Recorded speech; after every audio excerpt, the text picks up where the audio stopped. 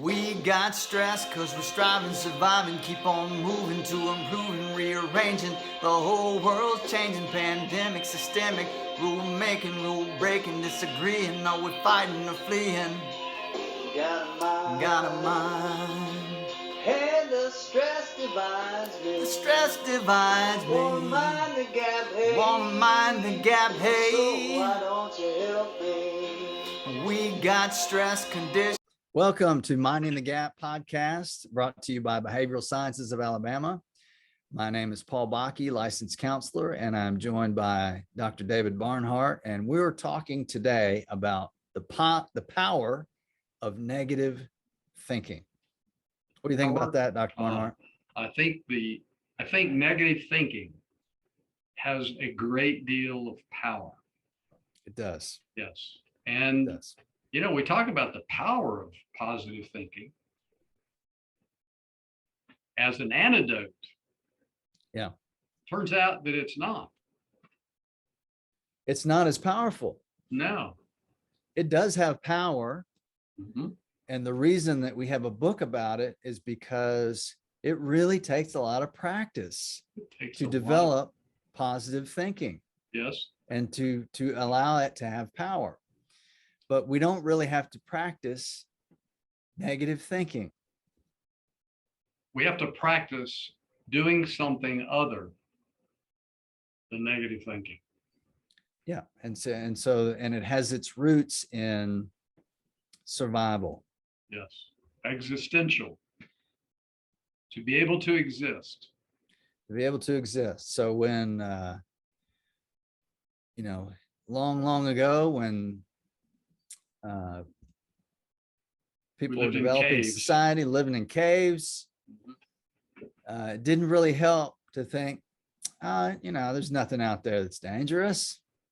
I'll just walk out into the jungle or the woods and it's going to be fine. Those people didn't make it long. They didn't. Their genes went out of the pool. They went out of the pool. The people that said, all right, here's a plan. We're going to go out together and we're going to have a system where I look at you, you point, you look that way. And that means, okay, we're going to capture what we need to have our dinner tonight, and to survive and those kinds of things. So the ability to predict a negative outcome is something that our brain has the ability to do naturally. So in order to say survive, if I walk in front of this car, I have a pretty reasonable prediction that says it's going to hit me and I'm not going to survive. So then my negative thought is, I'm not going to do that. I'm going to stay on the sidewalk and avoid this danger.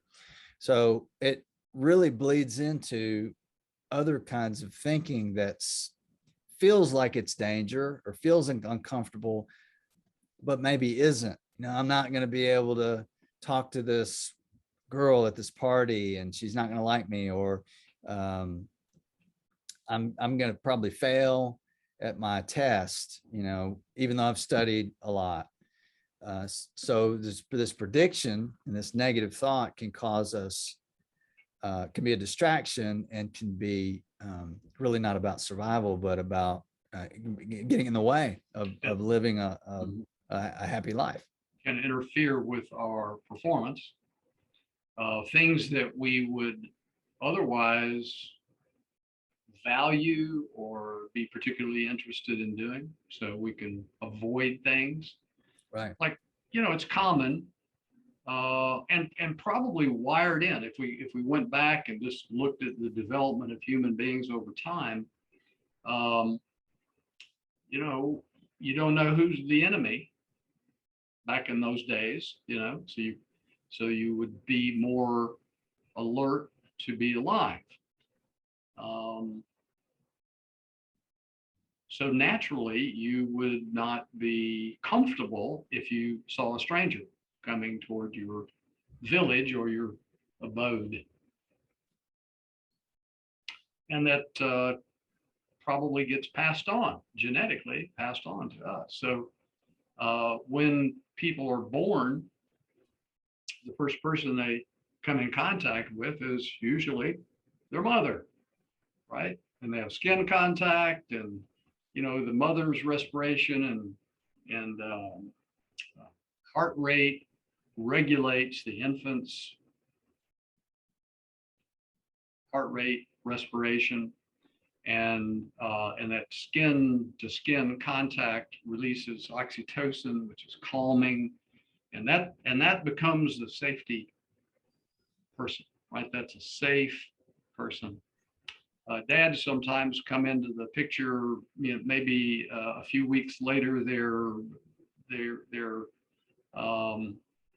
can provide that same, not maybe the same level of comfort, but comfort, skin to skin contact, etc. But then somebody else comes in, and if you see a baby that's say 8 or 9 months old, maybe the parent's carrying it around, and somebody hasn't seen the baby, and they go, "Oh, that's your baby," and so they run up to the baby, and the baby turns in toward the mother. Natural It's response. safety. Safety right. behavior. Yes. Right. That's where it goes. And the feeling is unsure, uncomfortable, that really we can make a pretty good guess that the thought is connected to I'm not safe, even though they really can't form words yet, things like that. But the feeling that's connected to those This thoughts automated. I'm not sure if I'm safe, so do something to get safe. So if you think about the conditioning of that over time, we're conditioned based on that instinct that's been passed on, survival, and then conditions of different families, a mother and a father that have anxiety or worry a lot. Okay.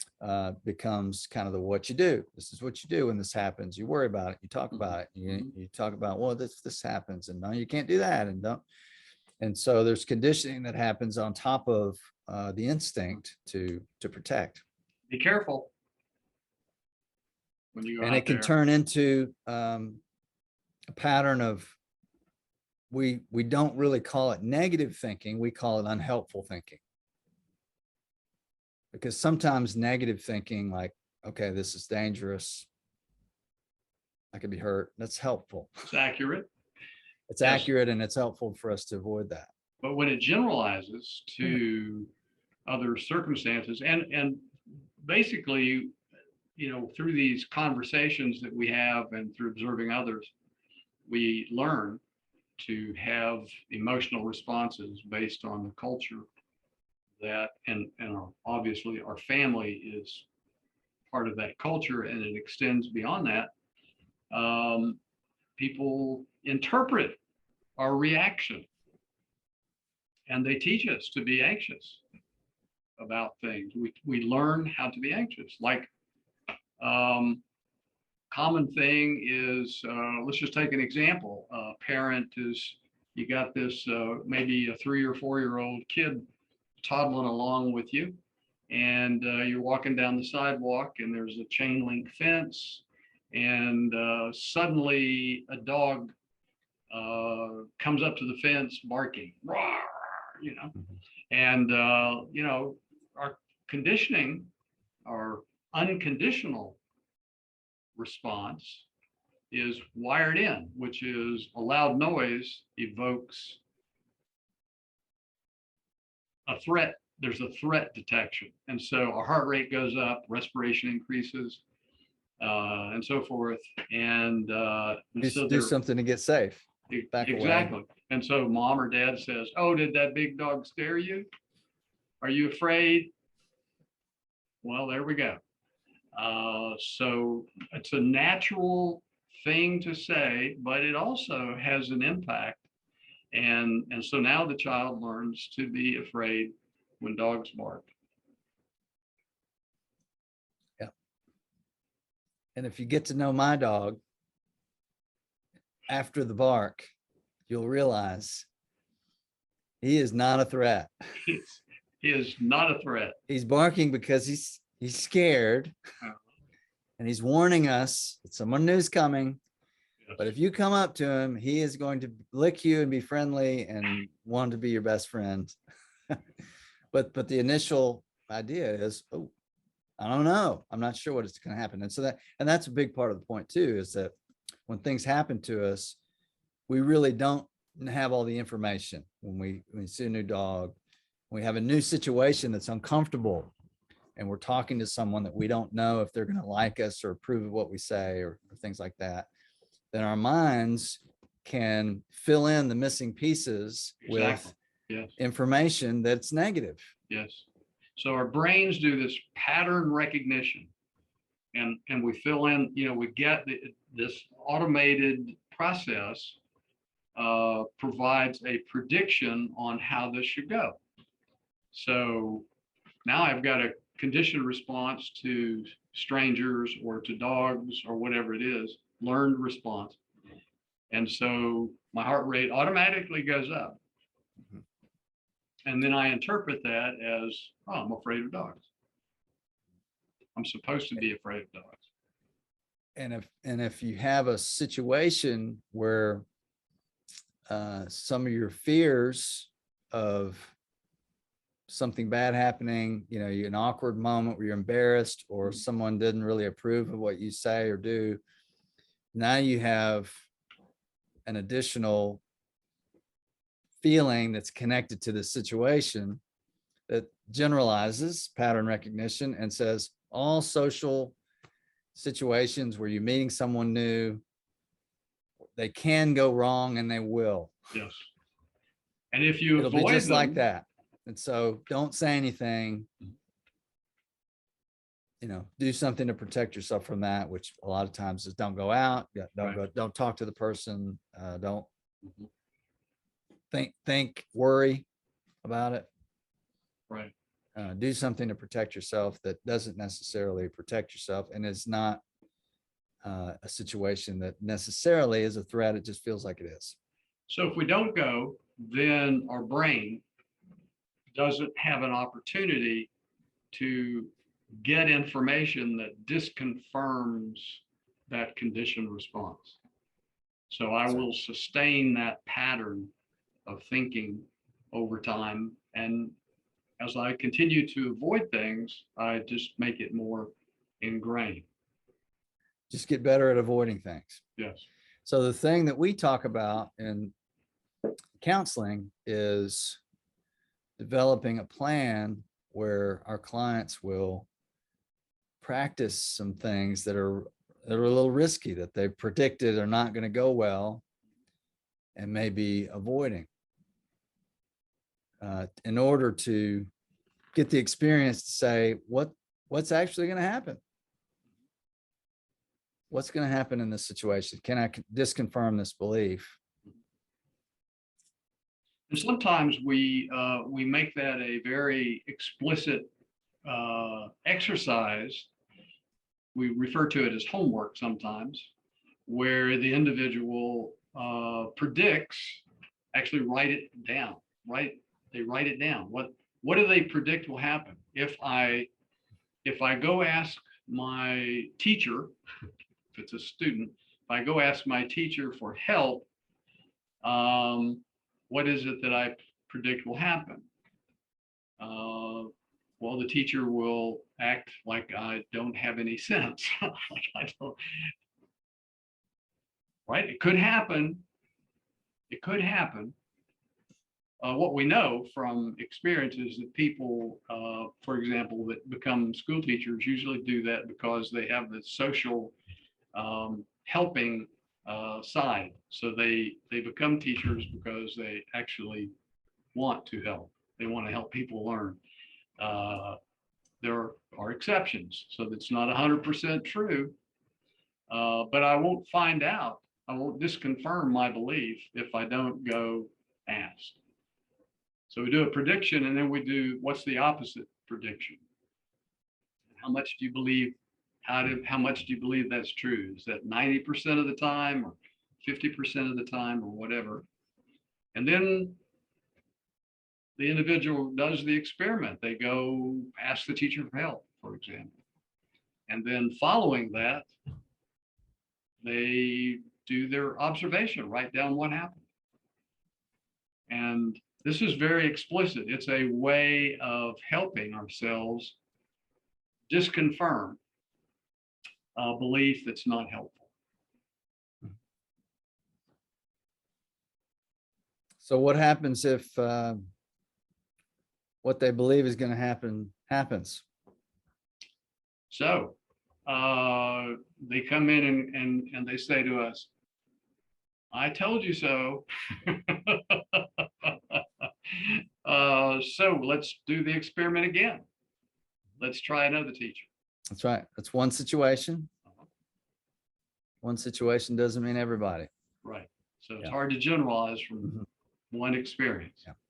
And the other thing that we'll talk about too is that, you know, in situations like that, you know, kind of preparing for the worst and learning how to think differently about the worst.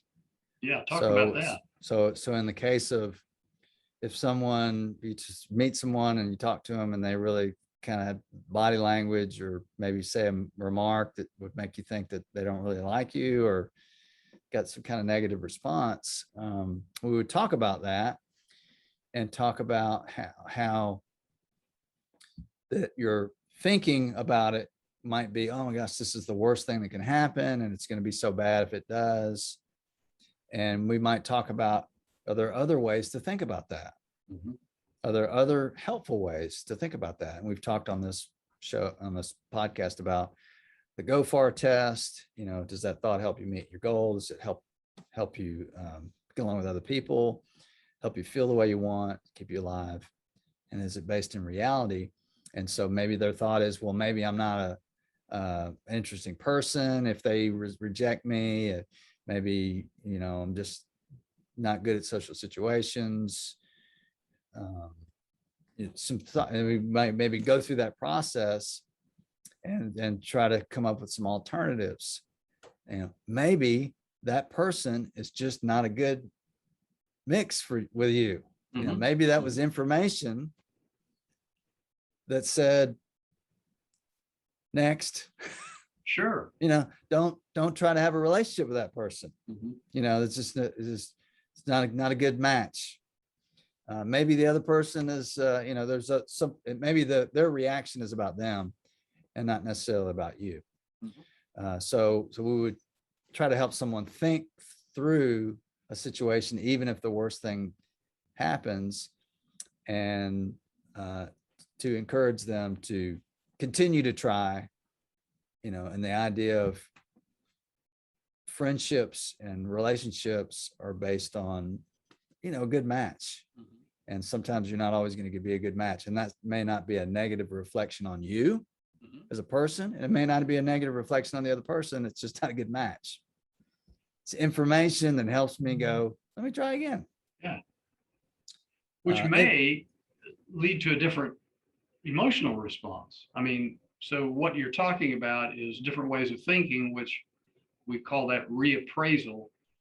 And it probably won't be, you know, be a hit in terms of if we write a book called The Power of Reappraisal.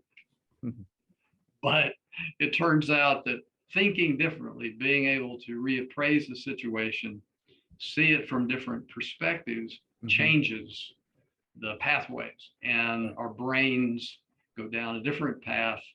And so our emotion tends to be more equivocated. So, I mean, not so negative.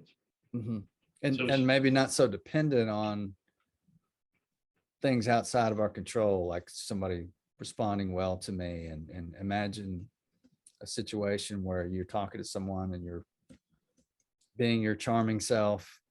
Yes. And they don't respond to you in a way that's positive, and being okay with that.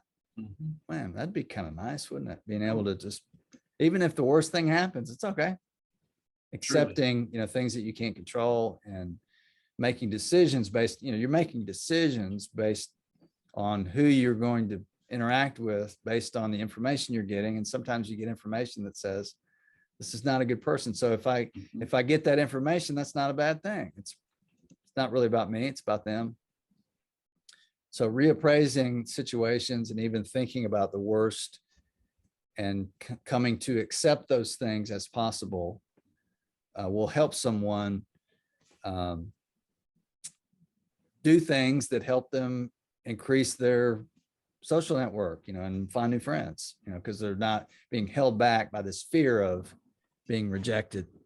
And it all starts with this instinctual negative thinking that we kind of come into the world with that may be reinforced over time. And so we would want people to evaluate that. And we would like for people that are listening to this podcast to think about ways that you've been conditioned to think negatively about certain things that may be interfering, that may be a natural thing. It's not a character flaw. It's not a, it's not a, you're less than or anything like that. It's just, this is the way my brain has been conditioned to work. And can I think differently so that I can do more things and expand my experience? Yes. Without letting those kinds of things get in the way. So it makes me more intelligent if I can remove those constraints. Then my behavioral choices are more open, less limited. And so there are more possibilities that I can explore. There's a Vanderbilt professor, a neuroscientist, whose name I should probably get so I could say it, has come up with a definition of intelligence. She refers to intelligence as having more behavioral flexibility. So, and you and I know through experience is that if we want a different outcome, we have to change our behavior, right? So that's one of the pathways. And I can take the constraint away by being able to think, as you're saying, think about my thoughts and see if there are different ways of thinking about the circumstances. Well, and that's what we really started this podcast with, the idea of the power of our minds, and it's really starting with the power of that negative thinking, which does help us survive, but really constrains us in so many situations where we just get linked into this negative thinking that keeps us constrained. Yes. And so we talked about minding the gap, using our mind, because we have a situation, we have a trigger that happens. There's a gap between what we experience emotionally, what we think, and how we respond to that. And so using our minds to reappraise, reevaluate, think differently in order to help us meet our goals, in order to help us get along better with other people, in order to feel better. Yes. In order to stay alive. Yes. Yes. Yes. And in order to live in reality, not in just what we think, not just fill the gap with what we think is going to happen, but what's reality. Basis in reality. Or think about ourselves, in terms of reality and opinion and subjective. But no, this is reality. So that all of those points, we're trying to mind the gap and fill those spaces that tend to be pretty small with helpful thoughts and responses that help us move us where we want to go. Yeah, get us to our goals. Yeah. What did we ring that one out pretty well? I think we did. I think we did. I think the main thing was to just sort of highlight that negative thinking is part of being a human being. It does keep us alive. In the case of the car, don't walk in the middle of the road. Yes. It's okay to think it's not a good idea. That's a negative thought that's helpful. But that bleeds into other such situations that feel like danger, feel that are just that are manifested in uncomfortable. Mhm. And maybe those really aren't danger. Maybe there's a way to think differently and do differently so that we can overcome those constraints. Sounds like a plan. Yeah, there's power. There's the power of negative thinking, but we can determine the power of the direction that we want to go based on, a little bit of work. And sometimes it's having to go against our instincts. Maybe we should do one on the power of reappraisal. It just doesn't have the ring to it. It doesn't have the good ring, no. But it does the trick, doesn't it? Power of negative thinking. I think when we talk about power of negative thinking, we have to talk about the power of reappraisal. And we just won't name the book that. Or the podcast. That's a deal. Yeah. Okay. All right. So very good. We'll keep rolling with this. And thanks everybody for watching. Make sure that you subscribe and rate and give us some comments and topics that you'd like for us to discuss. And we hope everybody has a great day. Cause we're striving, surviving, keep on moving to improving, rearranging. The whole world's changing, pandemic, systemic, rule making, rule breaking, disagreeing.